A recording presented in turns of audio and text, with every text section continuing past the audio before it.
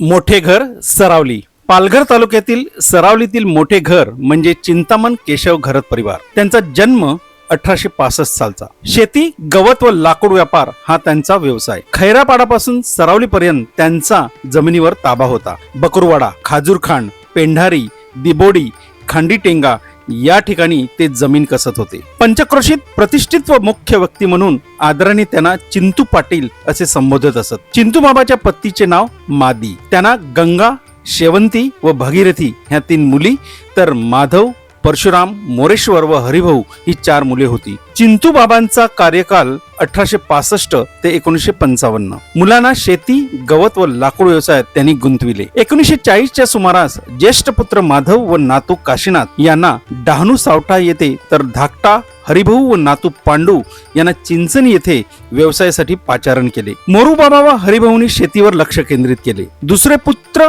परशुराम यांनी बाबांचा वारसा चालूच ठेवला. पंचक्रोशीतील अनेक प्रतिष्ठित व्यक्तींशी त्यांनी संबंध प्रस्थापित केले. परशुराम बाबांना आदराने परशाशेठ म्हणत असत. मोठे घर कुटुंब नावारूपाला आले होते. चिंतू बाबांनी 1906 साली मराठी शाळा बांधली तर 1929 साली गावात हनुमान मंदिराची उभारणी केली. चिंतू बाबांचे वडील केशव यांनी 1850च्या सुमारास घर बांधले. त्याला जुने घर म्हणत असत.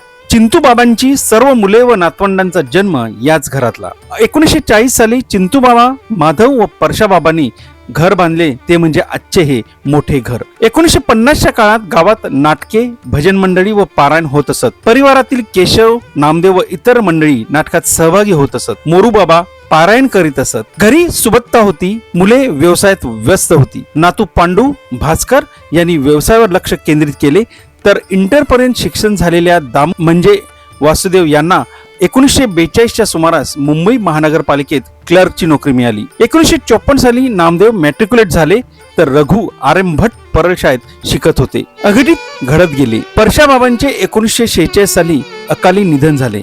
दुःखाचा डोंगर कोसळला. 1955 साली हरिभाऊ गेले. पुत्र वियोगाचा आघात सहन करता करता 85 वर्षाच्या कारकिर्दीनंतर ऑगस्ट 1955 मध्ये चिंतू बाबा स्वर्गवासी झाले. परिवाराचे छत्र हरवले.